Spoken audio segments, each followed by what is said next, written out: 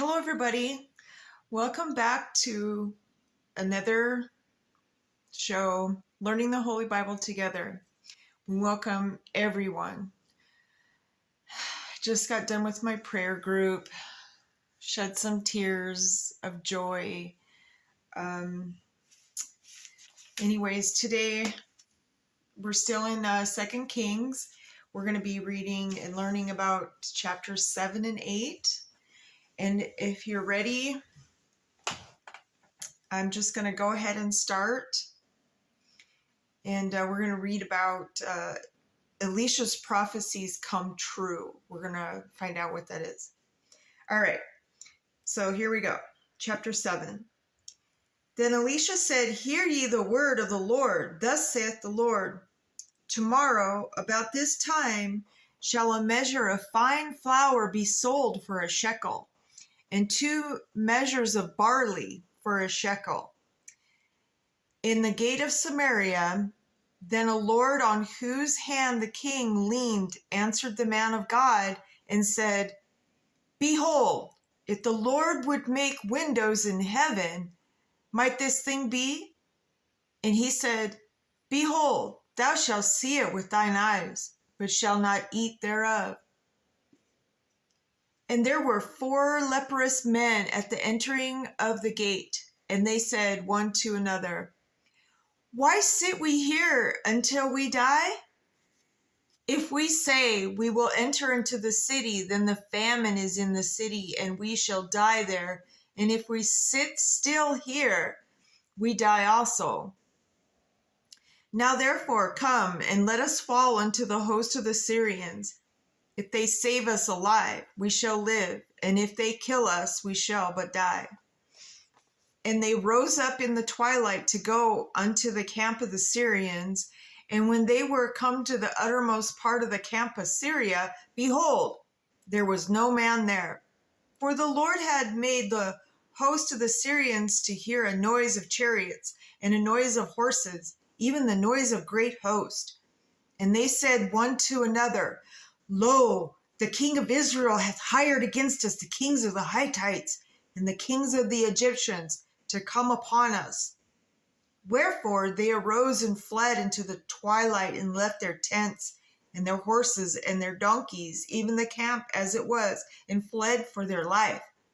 And when these lepers came to the uttermost part of the camp, they went into the one tent and did eat and drink, and carried thence silver and gold and raiment, and went and hid.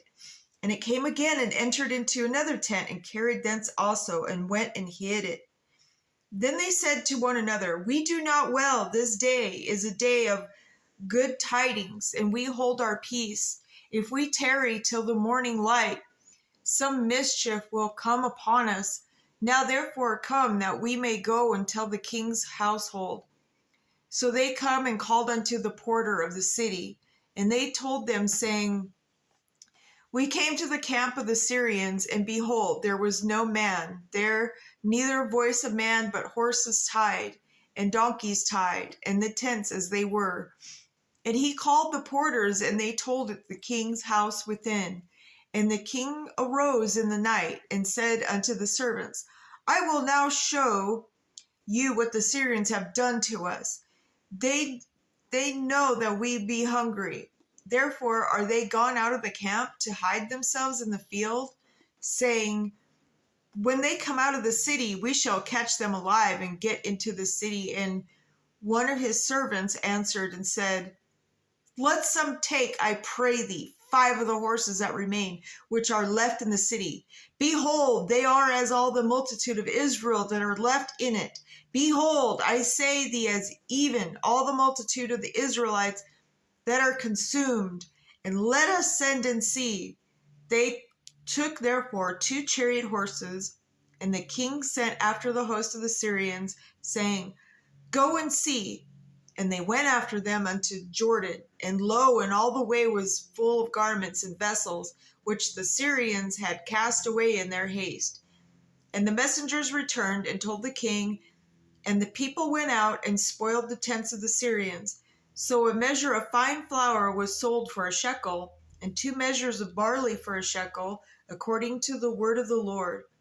And the king appointed the Lord, on whose hand he leaned, to have the charge of the gate, and the people trode upon him in the gate. Trode means to be trampled. I already looked up that word. And so basically they trampled upon him in the gate, and he died. As the man of God had said, who spake when the king came down to him. And it came to pass, as the man of God had spoken to the king, saying, 2 measures of barley for a shekel, and a measure of fine flour for a shekel, shall be tomorrow about this time in the gate of Samaria. And that Lord answered the man of God and said, now, behold, if the Lord should make windows in heaven, might such a thing be? And he said, behold, thou shalt see it with thine eyes, but shalt not eat thereof. And so it fell out upon him, for the people trode upon him in the gate, and he died. All right, so let's jump into chapter 8. This is where Elisha prophesies about the famine. Okay, so then spake Elisha unto the woman whose son he had restored to life, saying, arise, and go thou and thine household, and sojourn wheresoever thou canst sojourn, for the Lord hath called for a famine, and it shall also come upon the land 7 years. And the woman arose and did after the saying of the man of God, and she went with her household and sojourned in the land of the Philistines 7 years. And it came to pass at the 7 years' end that the woman returned out of the land of the Philistines, and she went forth to cry unto the king for her house and for her land. And the king talked with Gehazi, the servant of the man of God, saying, tell me, I pray thee, all the great things that Elisha hath done. And it came to pass, as he was telling the king how he had restored a dead body to life, that behold, the woman whose son he had restored to life cried to the king for her house and for her land. And Gehazi said, my lord, O king, this is the woman, and this is her son whom Elisha restored to life. And when the king asked the woman, she told him. So the king appointed unto her a certain officer, saying, restore all that was hers, and all the fruits of the field, since the day that she left the land until now. And Elisha came to Damascus, and Ben-Hadad, the king of Syria, was sick. And it was told him, saying, the man of God is come hither. And the king said unto Hazael, take a present in thine hand, and go, meet the man of God, and inquire of the Lord by him, saying, shall I recover of this disease? So Hazael went to meet him, and took a present with him, even of every good thing of Damascus, 40 camels burden. I'm just going to stop right there for a second. So okay, as we're reading, so every time they would go to somebody's house or, meet the king, they always brought a gift.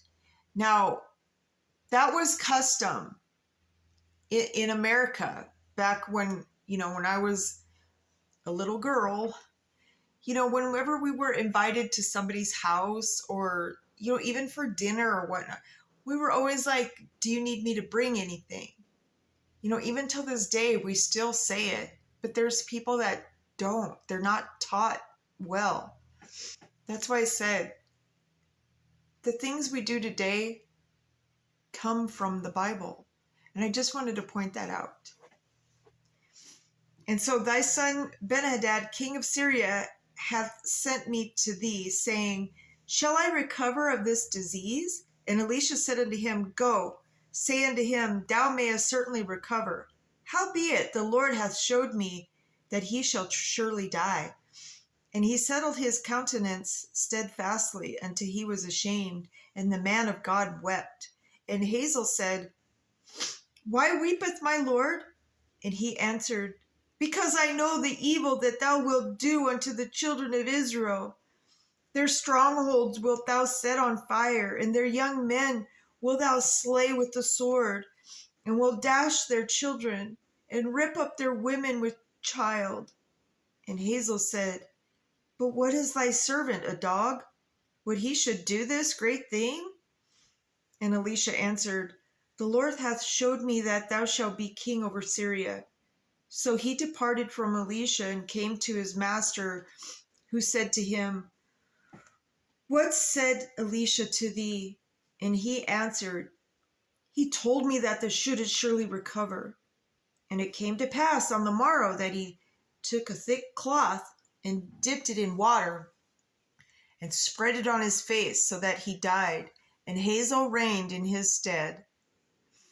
And in the 5th year of Joram, the son of Ahab, king of Israel, Jehoshaphat, being then king of Judah, Jehoram, the son of Jehoshaphat, king of Judah, began to reign. 32 years old was he when he began to reign, and he reigned 8 years in Jerusalem. And he walked in the way of the kings of Israel, as did the house of Ahab. The daughter of Ahab was his wife, and he did evil in the sight of the Lord. Yet the Lord would not destroy Judah for David his servant's sake, as he promised him to give him always a light, and to his children.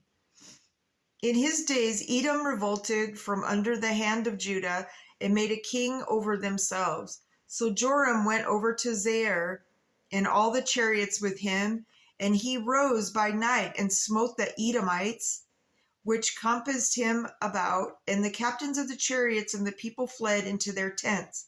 Yet Edom revolted from under the hand of Judah unto this day. Then Libnah revolted at the same time. And the rest of the acts of Joram and all that he did, are they not written in the books of the chronicles of the kings of Judah? And Joram slept with his fathers and was buried with his fathers in the city of David. And Hazael his son reigned in his stead. In the 12th year of Joram, the son of Ahab, king of Israel, did Hazael, the son of Jehoram, king of Judah, begin to reign. 22 years old was Hazael when he began to reign, and he reigned over a year in Jerusalem. And his mother name was Athaliah, the daughter of Omri, king of Israel.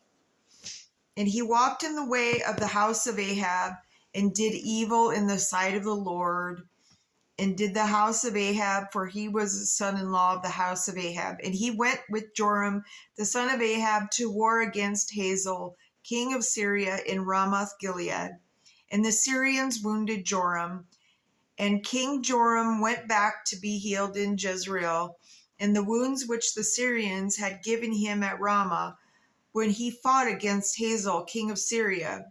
And Hazael, the son of Jeroam, king of Judah, went down to see Joram, the son of Ahab, in Jezreel, because he was sick. All right, so that is the end of chapter 8. And so when we come back, we will be in 9 and 10, and we'll read about Jehu. He conspires against Joram. We'll find out what that is. And then we'll talk about Jezebel's awful death, which, of course, she wasn't a good person, but, the Bible teaches us to pray for those who trespass against us, and we pray for the people who do wicked things. And so on that note, my brothers and sisters, I hope you have a great Saturday, great weekend, and I will be back on Monday, which I'm supposed to be getting a washer and dryer that my older son bought, because it's a story. Anyways, God is so good. He's the great provider. And we thank him for that. And so on that note, always remember to put God first. And, he does patiently wait for each and every one of us to reach out to him and repent. And he does answer our prayers when the time is right. So to be continued. I'll see you.